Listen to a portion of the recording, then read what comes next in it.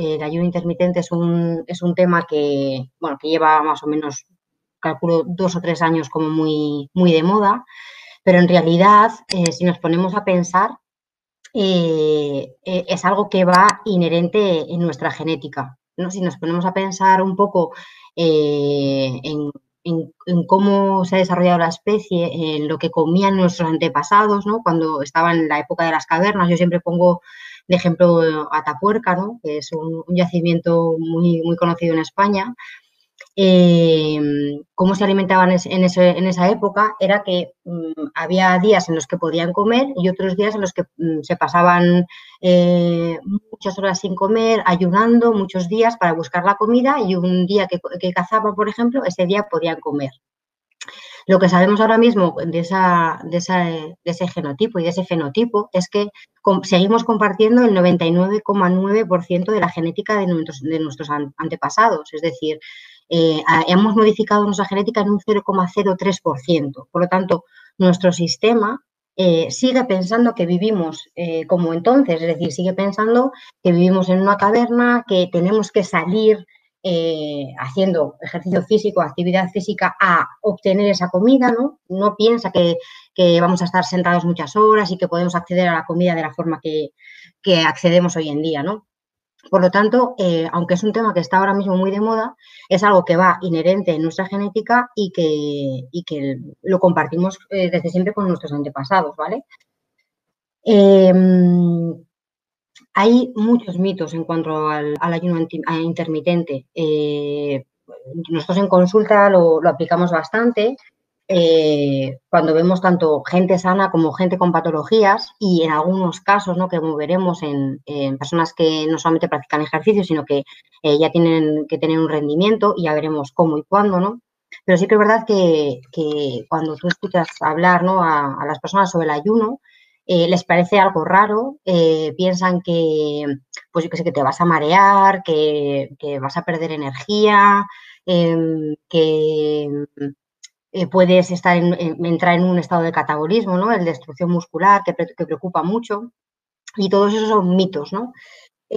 Al igual como hay muchos mitos en la nutrición actual, y pongo actual entre comillas, porque realmente todas estas cosas ya se sabe dentro de la nutrición, pues que están obsoletas, ¿no? Es decir, no hay que comer cada 2 o 3 horas, porque si no comes cada 2 o 3 horas se te ralentiza el metabolismo. Yo, por ejemplo, esto en consulta lo veo muchísimo, ¿no? Cuando mandamos, por ejemplo, tú y comes solamente, haz solamente 2 comidas, ¿no? Y la gente dice, pero si tengo que picar ¿no?, y la media mañana y la media tarde, porque así se me va a ralentecer el metabolismo.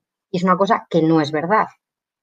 No hace falta comer cada 2 o 3 horas. Sí que es verdad que esto es muy individualizado, es decir, no podemos prescribir una pauta de forma generalizada, ¿no? Porque sí que hay personas que necesitan comer cada menos horas, que no tiene por qué ser específico cada 2, 3, y hay personas que con 2 comidas al día les es suficiente. De hecho, hay muchas personas que dicen, es que yo me levanto por la mañana y no tengo hambre, no sé por qué tengo que desayunar. De hecho, yo también eso mismo en consulta he tenido pacientes que me dicen, no, es que yo me puse a dieta con manos de nutricionista y me decían que yo tenía que desayunar esto, ¿no?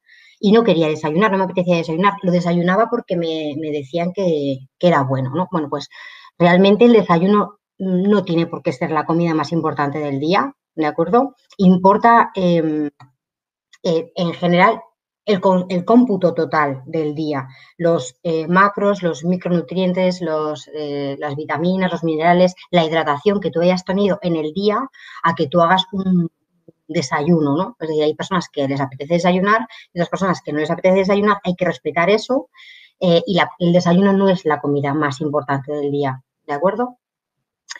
Entonces, lo que os comentaba, ¿no? Muchas veces cuando una persona dice, no, yo no he desayunado, llevo desde la noche sin comer nada, pues la gente ya inmediatamente dice, pues qué raro, ¿no? Y siempre además lo asociamos que esa persona quiere perder peso, ¿no? Que esto, bueno, sí que tiene una lógica, porque me imagino que muchas de las mujeres que estáis aquí tenéis amigas, o incluso nosotras mismas, cuando hemos querido perder peso o perder un porcentaje de peso graso, lo que hemos hecho es restringir las tomas de comidas, y una de las cosas que hacíamos es, por ejemplo, saltarte una comida, ¿no?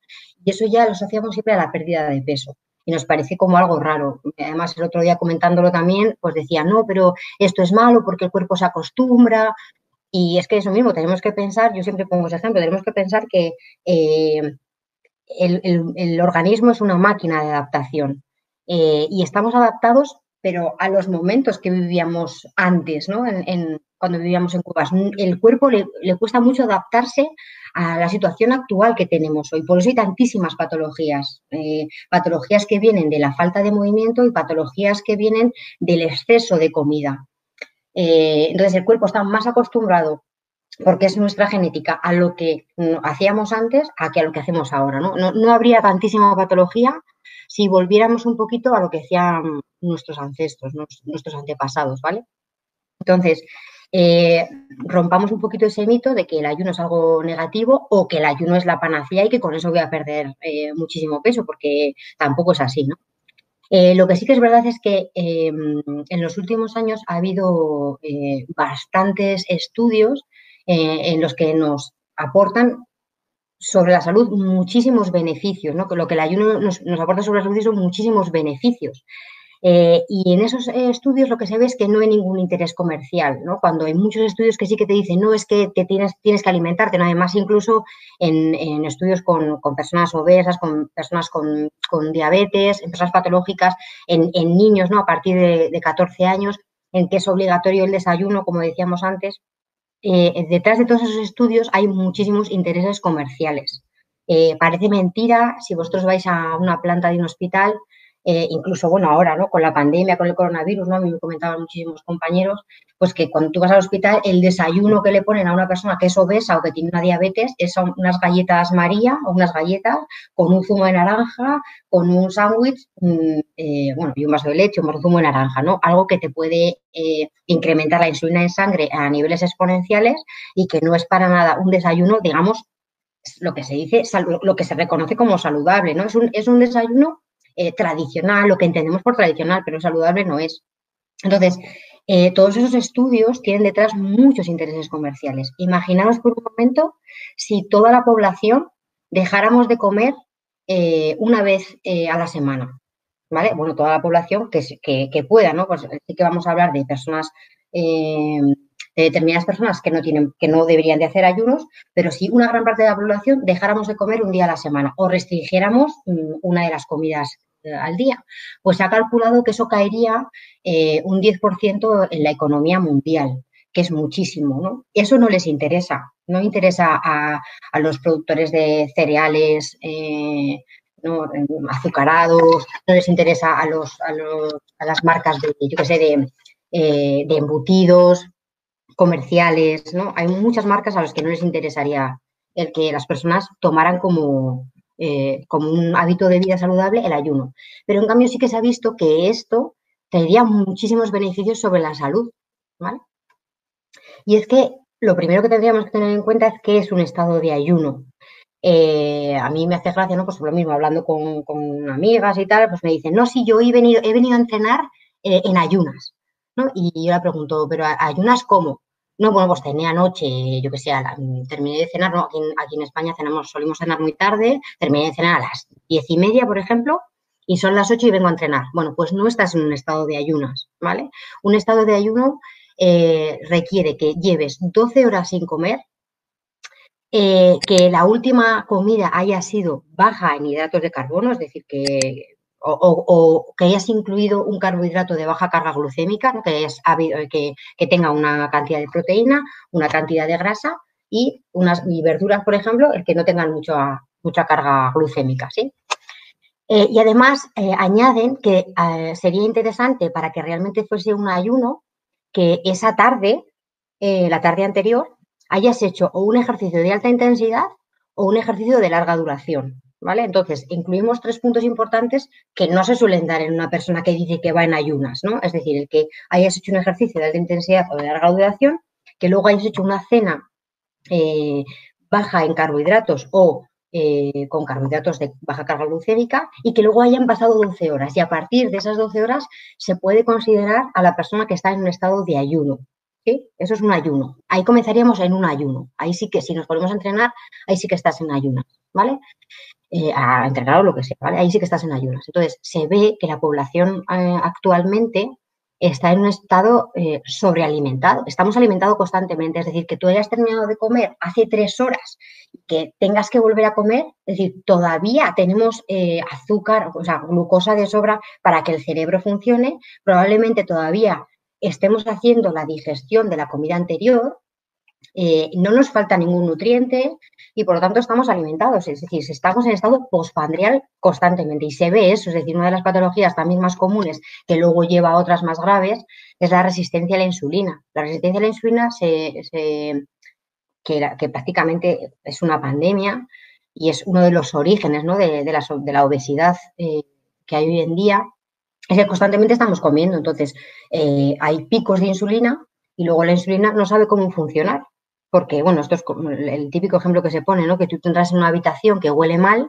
al principio huele mal, pero luego te acostumbras. Bueno, pues la insulina le pasa lo mismo, ¿no? Al principio saca la insulina y la insulina funciona, pero cuando me estás pidiendo que saque constantemente insulina, luego los receptores de insulina, como ven tanta insulina en sangre, ya se acostumbran y no funcionan. Entonces, la resistencia a la insulina es una de las bases de otras patologías y lo tienen muchas personas. De hecho, hay personas incluso sanas, sin problema, que tienen esa resistencia a la insulina sin saberlo y que, por ejemplo, van a un gimnasio, a un entrenamiento personal, queriendo bajar de porcentaje graso, y si tú vas ya con una resistencia a la insulina, si ya de por sí, por ejemplo, es difícil, pues nos va a resultar muchísimo más difícil con esa o sea, con esa resistencia a la insulina de base. Y luego, por ejemplo, hay patologías que han comentado compañeros míos anteriormente, como el síndrome del ovario poliquístico, que lo tienen muchísimas mujeres, que una de las bases de ese ovario poliquístico es la resistencia a la insulina y que a través del ejercicio y de una adecuada alimentación, por ejemplo, se puede revertir. Pero claro, revirtiendo esa resistencia a la insulina, ¿vale? Entonces, no nos pensemos que necesitamos comer cada 3 horas porque ya estamos en un estado postprandial. De hecho, como decíamos antes, es decir, nuestros antepasados han sobrevivido incluso en inviernos muy fríos, días sin comer. Y es que el cuerpo tiene mecanismos y vías que se llaman vías neoglucogénicas, es decir, a través de otras vías diferentes a la tan directa, ¿no?, que es el azúcar, la glucosa, que se obtiene azúcar a través de otros compuestos. ¿Qué sucede hoy en día? Que vemos que esas vías, o sea, no es que no funcionen, es que están paradas, están inactivas, no saben funcionar porque no las necesitamos. Es decir, si yo estoy constantemente dando a mi cuerpo productos en los que voy a obtener energía de una forma muy rápida, siempre voy a estar utilizando el azúcar, ¿no?, que estoy ingiriendo y no voy a activar vías neoglucogénicas, ¿sí?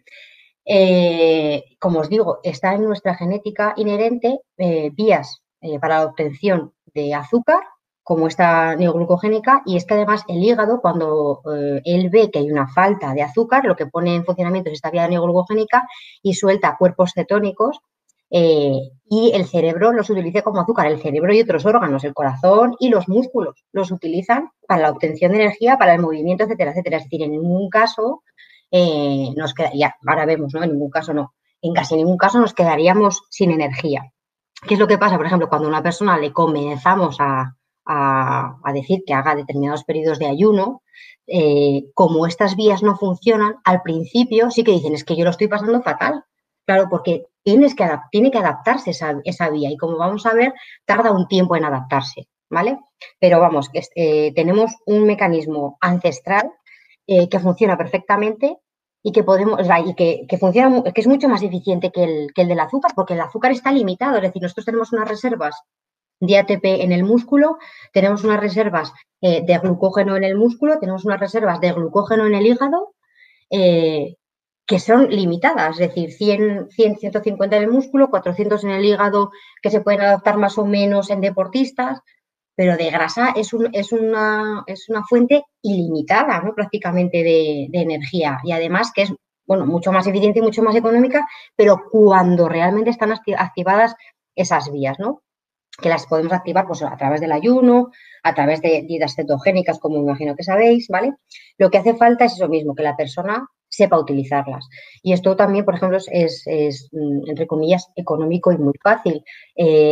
Con tiras de orina reactivas que podemos comprar en farmacia, vemos que una persona comienza a utilizar cuerpos cetónicos cuando en su orina tenemos un 0,5 o 3 gramos de cilitro de cuerpos cetónicos. Cuando ya van de 3 a 6 es que todavía la persona no se ha adaptado, pero está comenzando, es decir, no está utilizando esos cuerpos cetónicos todavía, ¿vale? Más de 15 ya comenzaríamos a ser patológicos, sería una cetoacidosis metabólica, que eso se suele dar en las diabetes, y de eso no hablamos, ¿vale? Porque la gente lo confunde mucho. Es la cetoacidosis metabólica que se da en la diabetes con la cetosis, ¿no? Que puede ser bastante beneficiosa, ¿no? Que va muy ligada al ayuno. Entonces, con las tiras reactivas podemos saber si estamos utilizando esos cuerpos cetónicos o no. O sea que el aporte de energía al cerebro, el aporte de energía al músculo o el que el músculo pueda romperse porque no tiene suficiente aporte de energía, todo eso está comprobado que no sucede, ¿vale? Por otra parte, el cuerpo responde, digamos, a extremos, ¿vale? Algo que hoy en día tampoco tenemos. Es decir, nosotros necesitamos horas de mucha luz y horas de oscuridad. Nosotros necesitamos periodos de comida y periodos de ayuno. Necesitamos periodos de descanso total y periodos de mucho ejercicio, ¿sí? Así es como el cuerpo funciona y es como, es decir, periodizando todas estas cosas, es como el cuerpo funciona correctamente, porque es que así está inscrito en nuestra genética. Pero ante todo eso necesitamos tener un equilibrio, necesitamos encontrar el equilibrio, ¿no? Por ejemplo, ahora hay muchísimos estudios también en el que dicen que es muy negativo y que puede provocar cáncer en la tanta exposición a la luz artificial, que sería conveniente que a medida que cambiara, por ejemplo, las horas de luz, acostumbrarnos a que en cuanto haya un poquito de menos oscuridad no comenzar a encender luz artificial, ¿no? Y adaptarnos mejor a esas horas de oscuridad, lo mismo que el ayuno, ¿vale? Entonces tendríamos que encontrar ese equilibrio. Entonces, volviendo al ayuno, es muy interesante y hay muchísima que se lo dije a Manel y os lo digo a vosotros. Si queréis que os pase las revisiones, los artículos, para que los podáis leer con detenimiento, más tranquilos, yo no tengo ningún problema, tenéis mi contacto y os mando las revisiones, pero hay muchísimos estudios que avalan que el periodizar el ayuno, el alternar esos periodos de ayuno con periodos de una alimentación normal, trae muchísimos beneficios para la salud, que ahora veremos cuáles son, ¿no? Y que además revierten muchas patologías que, digamos, hoy en día se tratan a través de medicamentos, que claro, hay esas otras, ¿no? Ese es un interés comercial en el que también disminuirían muchísimo las ventas de muchos medicamentos, que hay intereses comerciales detrás, ¿no? Beneficios sobre la salud que están muy demostrados y que lo que os digo, hay referencias de sobra que nos podemos fiar de que el ayuno es muy bueno para la salud. Entonces tenemos diferentes sistemas, los he intentado agrupar lo más abreviados posible. Pues en sangre hay reducción de marcadores de estrés oxidativo, es decir, digamos que lo llaman un poco que es un elixir, ¿no? de juventud. Además, aparece una proteína también que ayuda a disminuir los radicales libres, ¿no? que ayuda a frenar el envejecimiento. Reduce citoquinas proinflamatorias, muy interesante, mejora la sensibilidad a la insulina, ¿vale? Después de unas horas, pasadas más de esas 12 horas, incrementa el glucagón, que es totalmente lo contrario a la insulina. La insulina se ve que después funciona mejor, disminuye la resistencia a la insulina, por lo tanto. Disminuye el colesterol negativo, ¿vale? El colesterol malo y los triglicéridos en sangre. Y se ve que hay un ligero aumento de la hormona de crecimiento. También hay que ver eso mismo en hombres y en mujeres, pero se ve que aumenta la hormona de crecimiento durante el ayuno. O sea que eso de que también las horas de ayuno disminuye la testosterona, la hormona de crecimiento y por lo tanto eso mismo puede haber una destrucción muscular, es totalmente falso, porque fíjate, en mujeres en concreto es muy difícil que haya incrementos de hormona de crecimiento, ¿no? Tendría que ser con momentos, el hombre lo tiene más fácil, ¿no? Pero en la mujer digamos que a través del entrenamiento tiene que ser ese incremento de hormona de crecimiento y con el ayuno podemos incrementar esa hormona de crecimiento, algo que favorece muchísimo. Con respecto al hígado, pues incrementa esa depleción de glucógeno y reduce la acumulación de lípidos en el hígado, es decir, en tejidos que serían más patológicos, en este caso el hígado, disminuiríamos la patología visceral. En el músculo, muy importante, la biogénesis mitocondrial, que se activa a través de dos mecanismos. Un mecanismo es el ayuno, ¿no?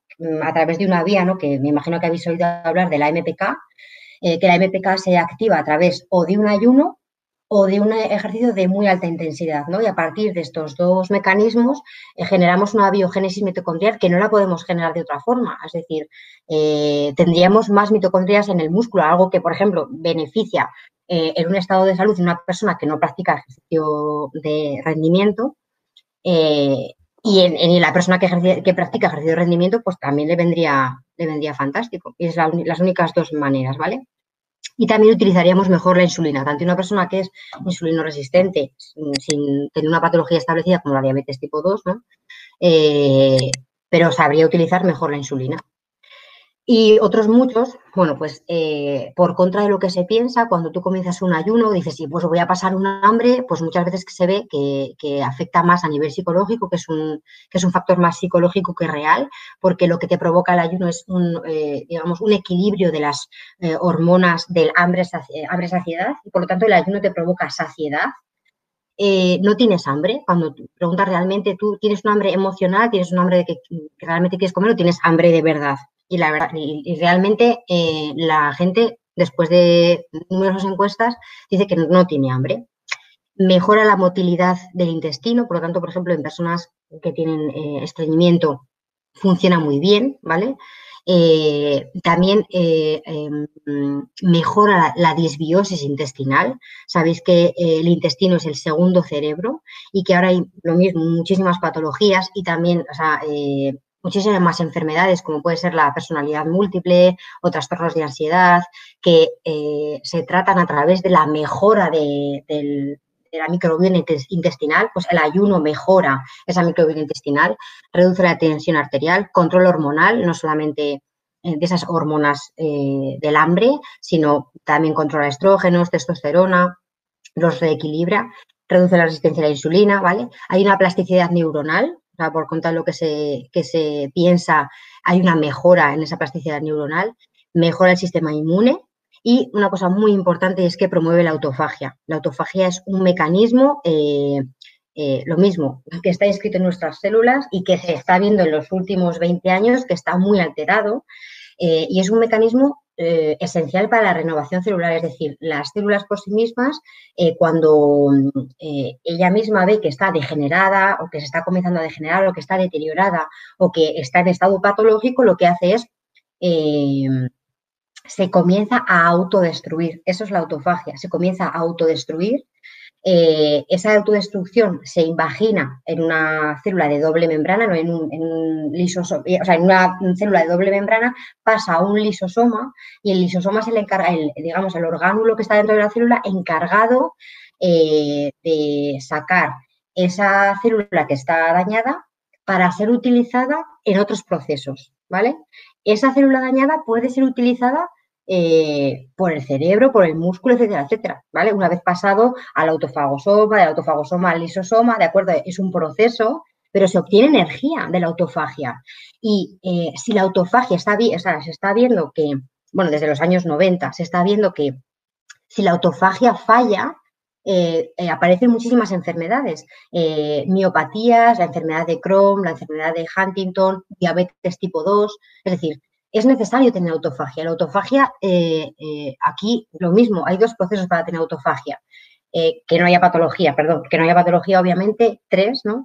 En la aparición de la MPK o la aparición del ayuno, o a través de la ausencia de comida o a través de un ejercicio de muy alta intensidad, ¿de acuerdo? Pero es necesaria que haya una autofagia. Cuando se quiere revertir, por ejemplo, una enfermedad de Crohn o una disbiosis intestinal, es necesario que haya una autofagia correcta.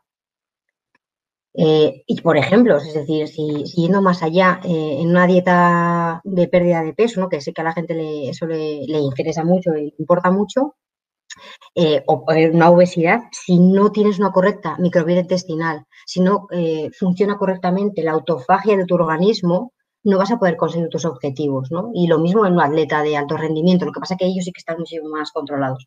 ¿Quién no debería hacerlo? Bueno, pues personas que tengan trastornos de ansiedad, Si has tenido trastornos de alimentación, ¿no? Anorexia o bulimia, no se aconseja hacer ayunos.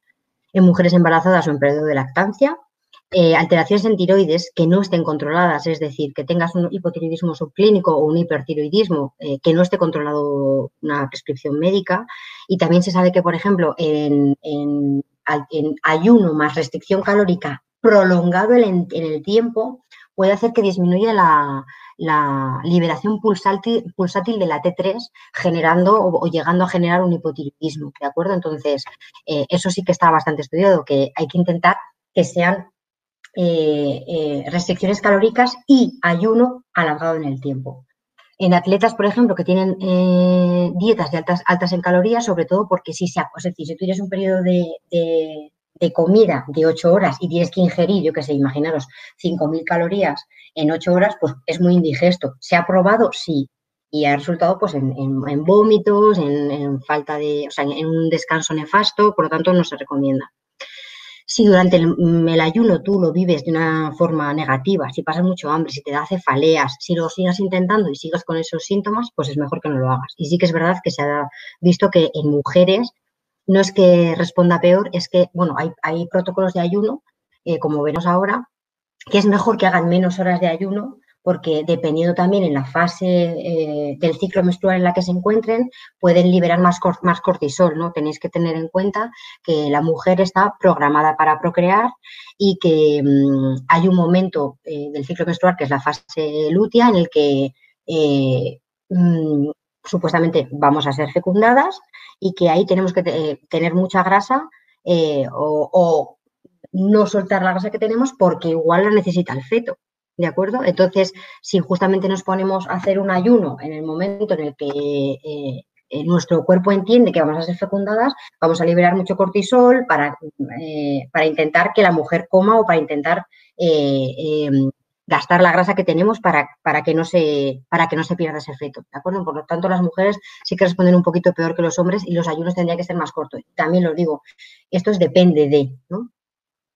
Entonces, tipos de ayuno que me imagino que conocéis, los conocéis todos, ¿no? El típico es el 12-12, que hacemos un ayuno ya de por sí, ¿no?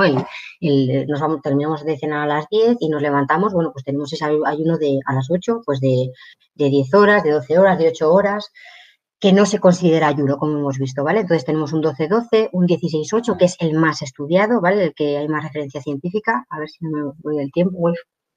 El hacer 20 horas de ayuno y 4 de comida, hacer días alternos, ¿no? Que pueda ser 5 días de normoalimentación y 1 o 2 días separados de ayuno de 24 horas, estar el 5 días 2, ¿no? En el que en dos días puedes comer 500 calorías o, por ejemplo, o no comer. También hacen 5 días de no comer y 2 días de comida, ¿vale? Y el Fasting Mimicry Diet, que es digamos que es intentar simular un ayuno, que en vez de ayunar un día 24 horas, es que en 5 días o en 7 días, pues no superes las 500, 600 calorías al día, ¿no? Que es una imitación de ayuno. Bueno, las fases, habría una fase en la que obtendríamos el azúcar a través del glucógeno del hígado. Para mantener esa tasa metabólica, después de utilización del hígado, comenzaríamos a liberar los ácidos grasos. Acordaros que el metabolismo no baja, sobre todo en las primeras 36 horas. Es decir, si hacemos un ayuno de más de 3 días sin comer nada, ahí sí que se ve que baja, ¿vale? Estamos hablando, por ejemplo, eso mismo, de ayunos de un 16 o de un ayuno de 24 horas. Se ve que el metabolismo de las proteínas no se altera al corto plazo, se comenzaría a alterar a partir de las 36 horas. Y se ha visto que hasta esas 36 horas lo que se utiliza es glucógeno y grasa, ¿sí? Si no ingerimos nada, sí que es verdad que comenzaríamos a tener un poquito de catabolismo proteico, ¿vale? Pero, o sea, eso está estudiado, que se sabe que no se tiene que hacer, que no es beneficioso, como hemos dicho, ¿vale? Entonces, lo que sí que sabemos es que en todos los estudios de rendimiento no ha habido ninguno que se haya hecho de larga duración.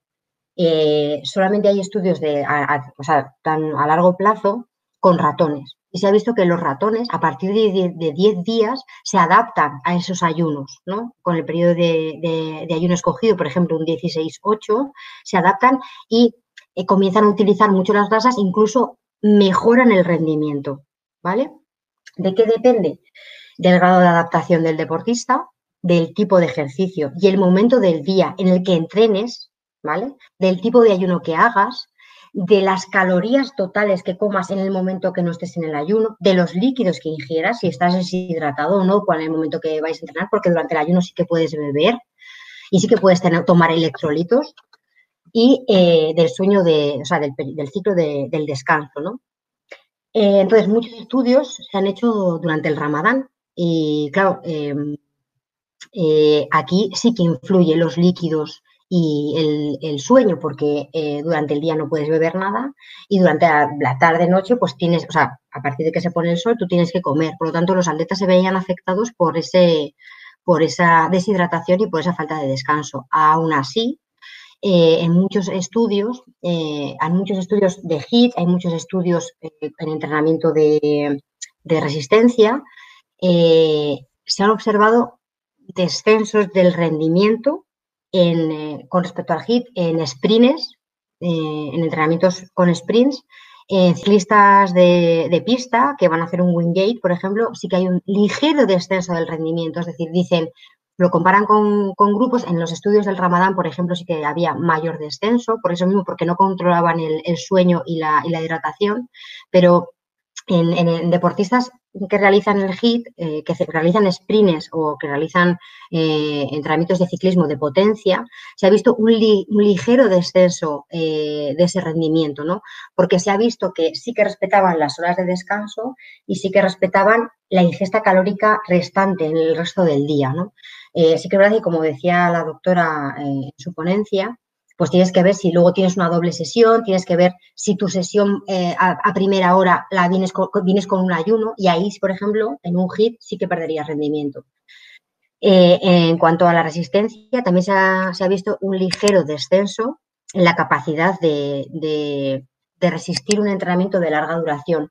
Pero aquí tenemos que ver que, por ejemplo, el ir en un estado de ayuno o en un estado de low carb, ¿no? de bajos carbohidratos, o en un estado de cetosis, sí que mejora el almacén de glucógeno del músculo y sí que mejora el que luego durante la prueba sepas utilizar mejor las grasas para que, por ejemplo, si al final de una etapa tienes que hacer un sprint, puedas utilizar el glucógeno muscular que no has utilizado en el resto de la carrera. Por lo tanto, digamos que el ayuno en estos casos sería una estrategia para mejorar, que aunque sí que se ha visto que, es decir, no lo utilizaríamos el día de la prueba, pero sí que lo podríamos utilizar como una herramienta durante los entrenamientos, ¿vale?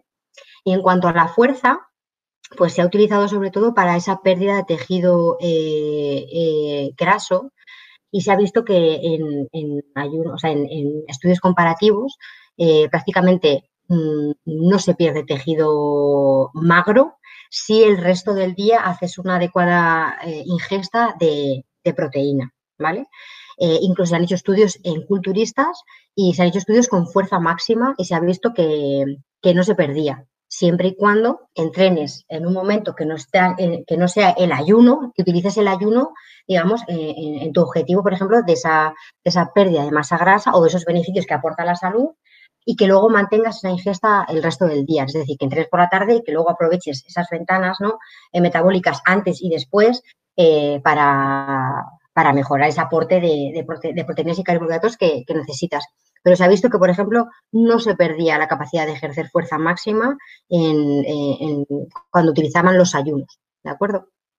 Que hay que tener en cuenta que a pesar de que se ha visto que no hay efectos beneficiosos, ¿no? En el rendimiento, lo que se ha visto es que no hay efectos negativos, ¿vale? También tenemos que tener en cuenta esto, es decir, lo que yo quiero es que si estamos hablando de rendimiento, lo que yo creo es que mi deportista rinda y si no voy a encontrar ningún beneficio en el rendimiento, igual el ayuno no es la mejor herramienta. Igual lo utilizo en los momentos en los que no va a competir para mejorar marcadores de salud, pero no para mejorar el rendimiento, ¿vale? Sí que te podríamos considerarlo en deportes de contacto, ¿no? En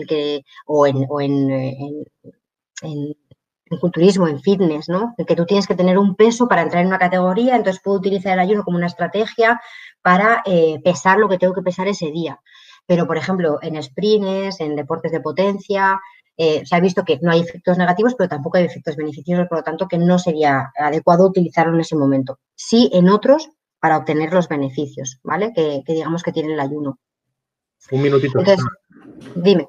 Un minutito, te queda Sí, más o menos, 1 o 2. sí, y ya termino, sí, perfecto. Mira, como conclusiones tenemos que decir que el ayuno no es la panacea, es decir, no digo voy a ayunar y ya voy a perder peso ¿sabes? Y voy a conseguir todos mis objetivos, sino que es una herramienta más, ¿no? Como pongo ahí, es una herramienta más que tenemos y además es una muy buena herramienta para revertir muchas patologías, para que una persona sana obtenga mayor salud, para frenar el envejecimiento, ¿no? Este entrenamiento anti-aging que está tan de moda ahora, bueno, pues el ayuno es una anti-aging. Fijaros una cosa, el frío y la restricción calórica hacen que nuestros telómeros no se acorten. Y el telómero es lo que más o menos lo que te da, ¿no? Entre comillas, los años de vida, ¿no? Y vida a los años.